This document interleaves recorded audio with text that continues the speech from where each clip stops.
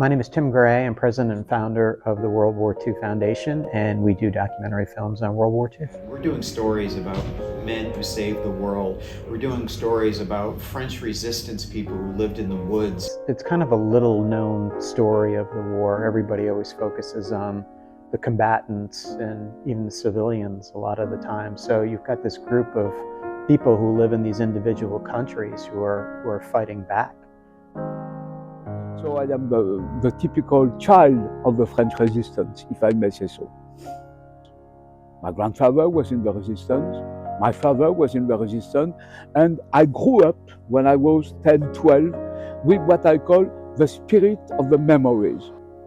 My name is Eric Gerald Simon, and I am a retired teacher, history teacher. I had a key focus on the Second World War, and especially the resistance in Limousin.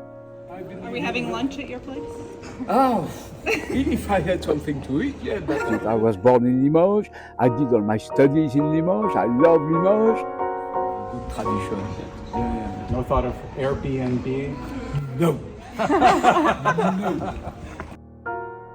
My name is Daniel Martinez, and I'm the historian with Tim Gray's World War II Foundation.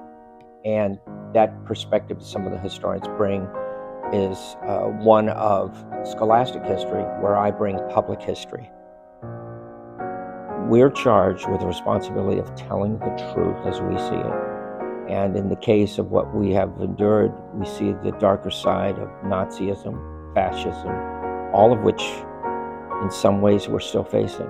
I think the reminder of these films may be a warning that extremism is still here. It's very simple. All we have to do is look at the state of the world today. look at Ukraine. And today, the extremists, they want to go back to a time where religion was ruling countries, where you didn't have any rights for the women, where the man was the head of a family, and some cliche like that. But unfortunately, it's true. And I think the lessons of the resistance are totally opposite to that. The resistance, they fought for freedom of speech, freedom of expression. So we fought for all that. And it seems to me that at the moment, people are not ashamed to go back to the old cliché, to racism and so and so. Look at France at the moment. Why do we have all this trouble in the streets? It's because of racism. But think about what they faced. Think about the occupation they faced. America was never occupied. Thanks God for that, you see. And but France was occupied twice. Think about how they were tested. And in some cases, people failed them, that they were own brothers and sisters, people that lived in their community. And think about those that didn't collaborate, that fought the Nazis, parachuted into France to assist, risking their lives, and in some cases, losing them. So I carry on their fight.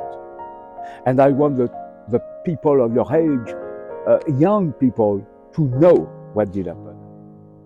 Bringing on students to not only be with a filmmaker, being with a historian, be with a producer and director, and work under very difficult conditions is a good test of what this medium is about. I guess this trip must have been very good for you, because you saw what did happen. I am not ashamed to say that in the liberation of Limoges, there was a lot of gunfire. There's an old saying in World War II and in all wars that all plans look great until the first bullet is fired. Okay guys, shoot! And you see all the bullets. When you get over there, as soon as that first bullet's fired and you're into that first shoot or whatever, or that first drive to a shoot, a lot of things can go wrong, and you just have to be prepared to know that there's a way to get out of it and to fix it.